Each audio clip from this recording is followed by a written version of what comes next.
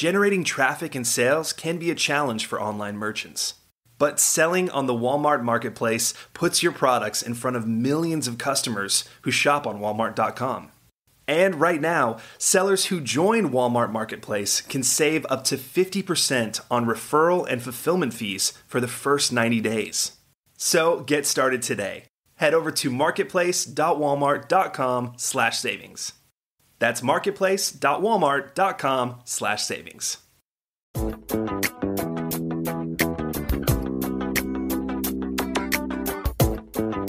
Welcome to E-Commerce Conversations, a weekly podcast focusing on e-commerce topics featuring interviews with prominent people in the e-commerce space.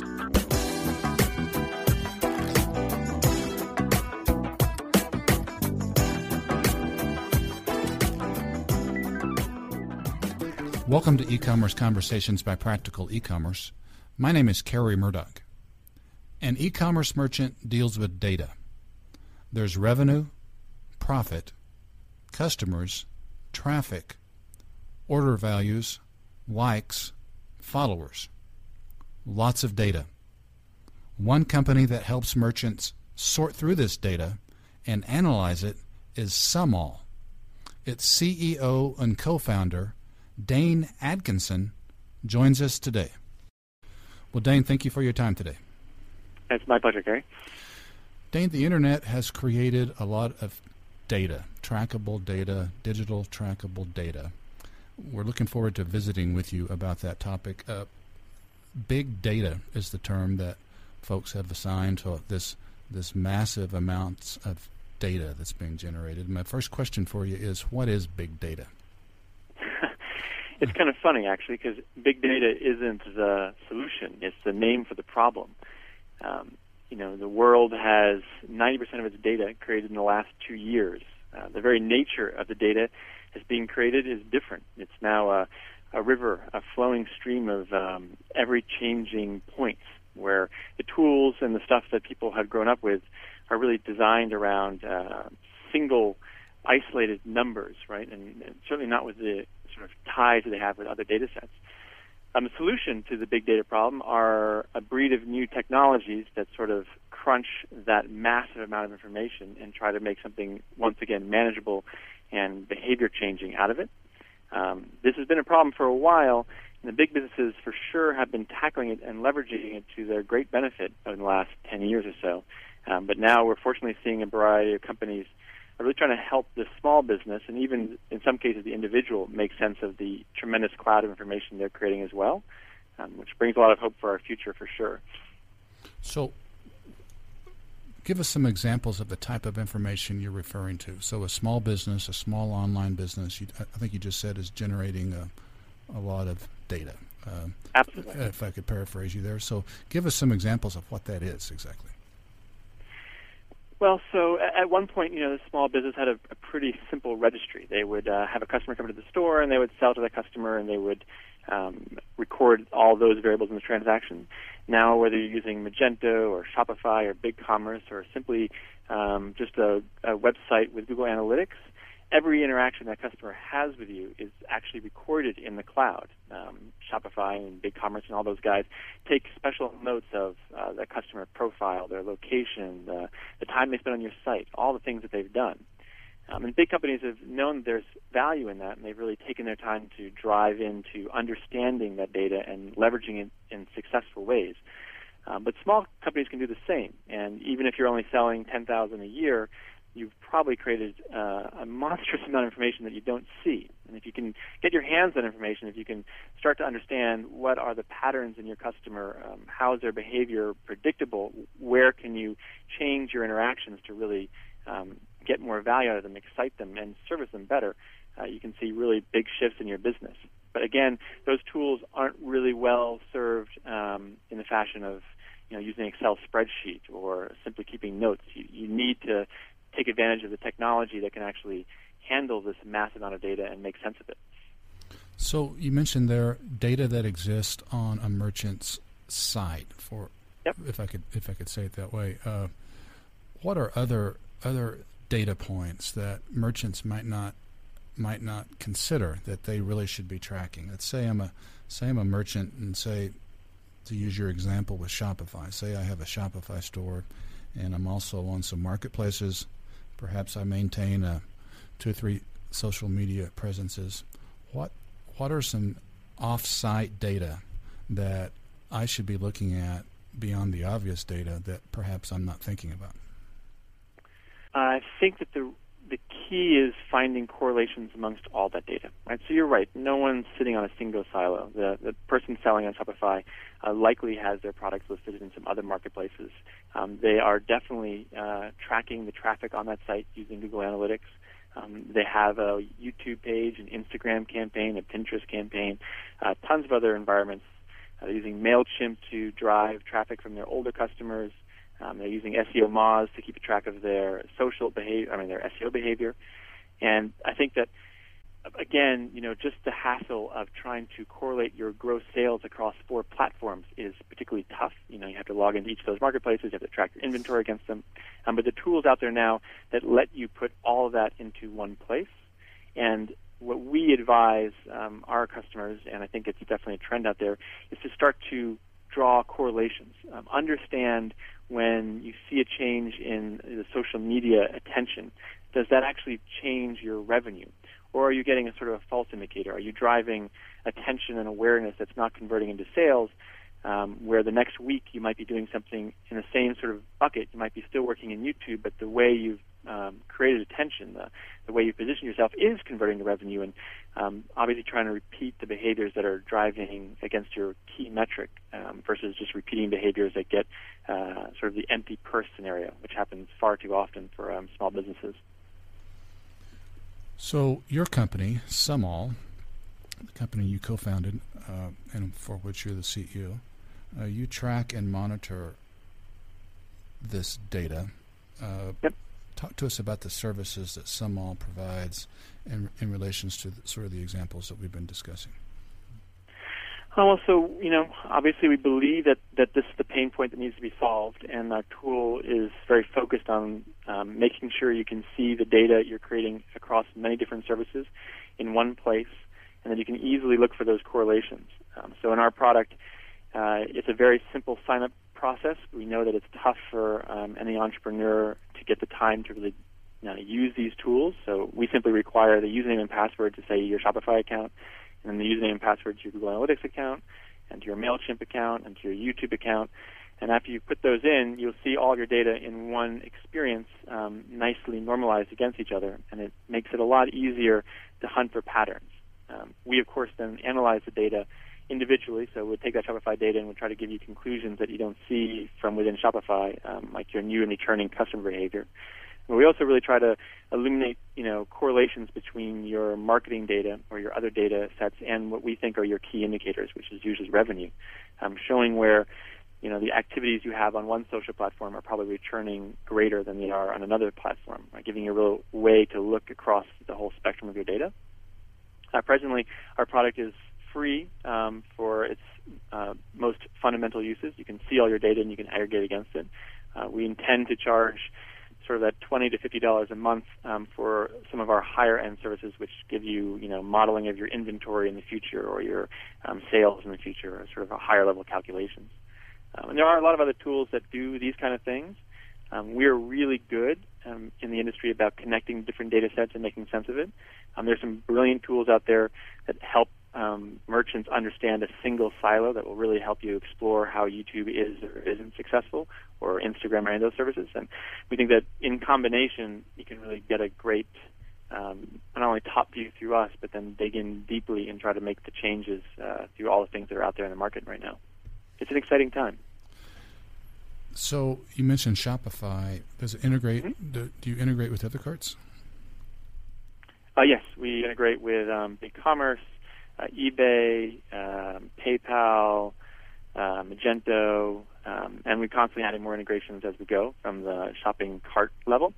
Same thing for the social, so we have integrations with pretty much all the social layer and a lot of the other tools that you would use as a small merchant to make yourself successful. What if someone listening to this is not on one of the carts you just mentioned? Can they tie into your platform? Unfortunately not. We're trying to get to them as fast as we can. There's still value in our platform in the sense that you can get a sense of how your marketing operation is working. But the super sauce for us is when you have in both your revenue and your traffic as well as your marketing data in the same place, because then you can really start to understand what's doing good for you and what's not.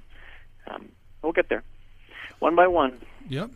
Let me give you an example, kind of a hypothetical example, if you don't mind, to illustrate sort of the correlations and patterns that you've just discussed. So let's say I sell running shoes. Yep. Online, and I've got a running shoe store, and perhaps I have a blog tied to that store, and I'm using Google Analytics. I'm on Shopify, and I've got a pretty active Facebook page. I may have some videos on YouTube, and perhaps I keep a stream of tweets going. So under that scenario, what are correlations and patterns on all that I might not be thinking about? Absolutely. Absolutely. There's data inside that cloud you're not getting at, right? So you're selling sneakers. You probably don't understand how much of your sales comes from returning customers and sort of what the full value, or as we would say, the lifetime value of a customer is. So that's a key single indicator you can get from even just having your cart linked to us.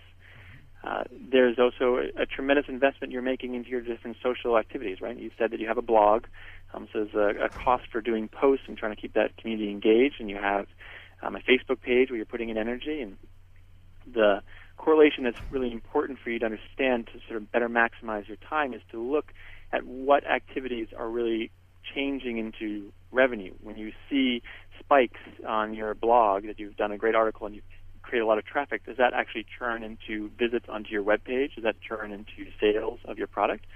Or is that more of just a way to get some attention that might be a longer indicator?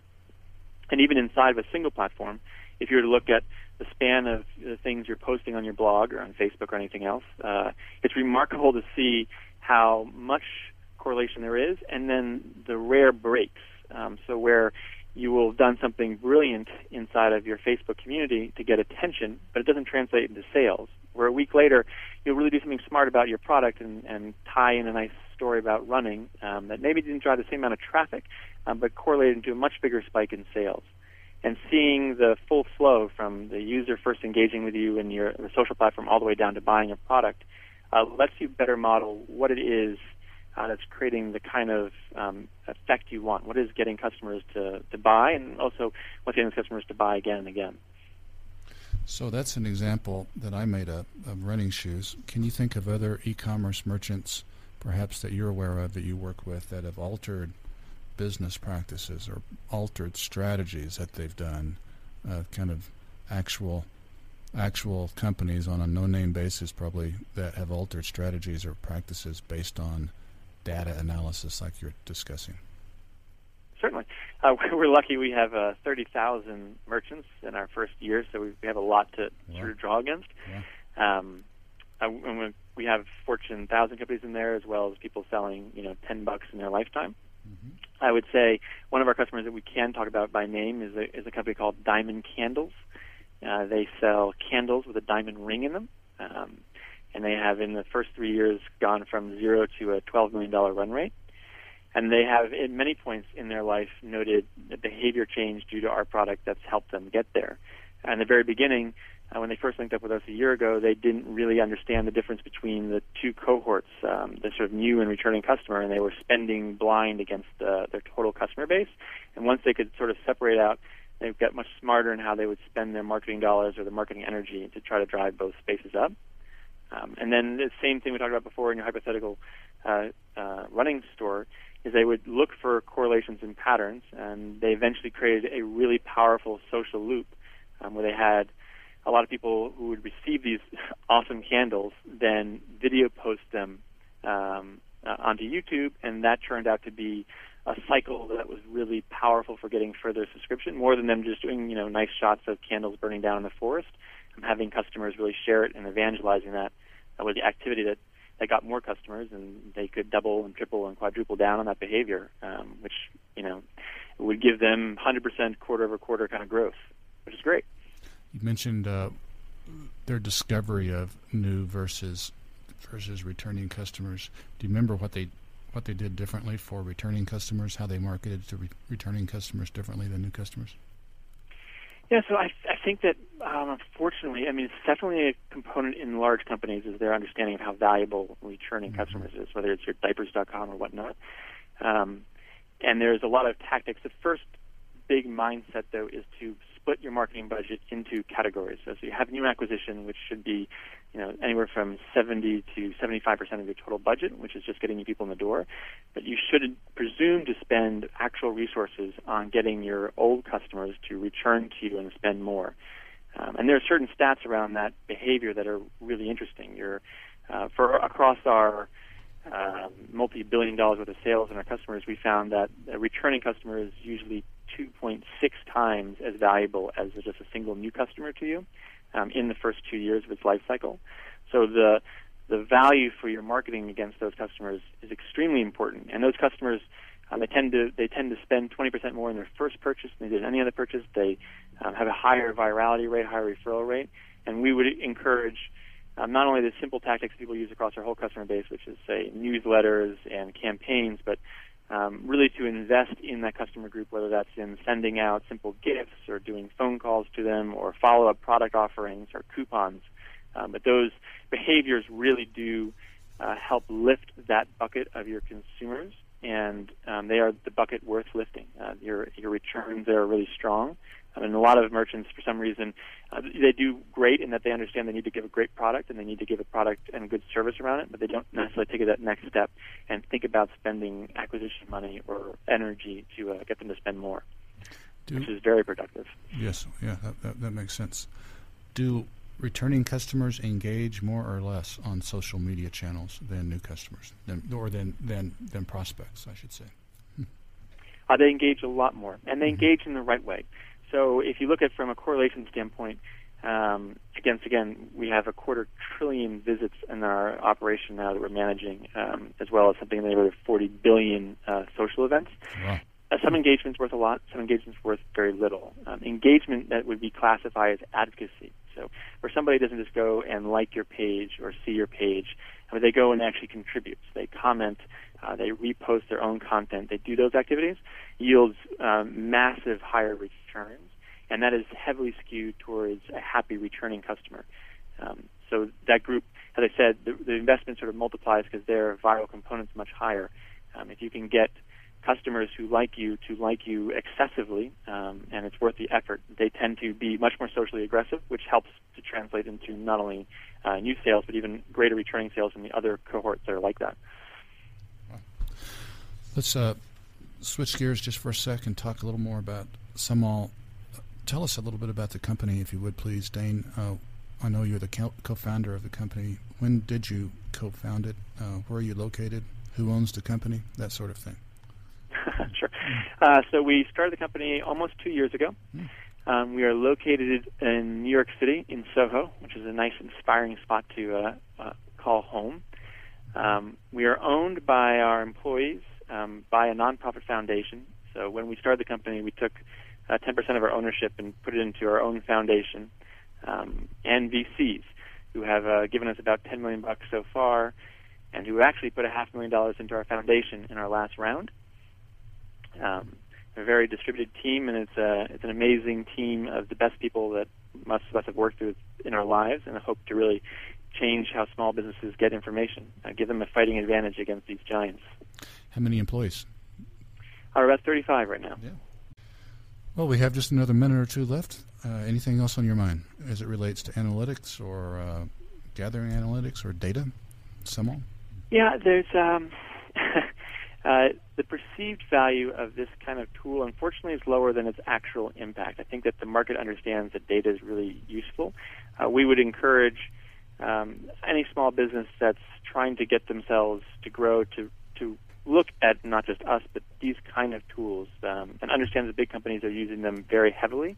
And it may be scary, and there's obviously a lot of learning curve with some of these technologies to get around, but the value is definitely there, and it's worth and some of the tools that we think we're better at it, but the tools that are easy will help you understand what your values are, and you should see the return. We know it's a scary space, but it is the future, and it's kind of hard to avoid. Okay. Well, for purposes of our listeners, we've been visiting with Dane Atkinson.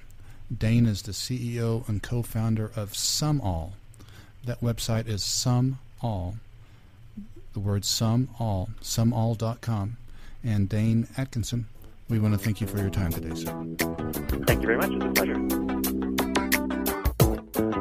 That's all the time we have for this week's e-commerce conversation. I hope you enjoyed it. Please tune in next week for another new episode.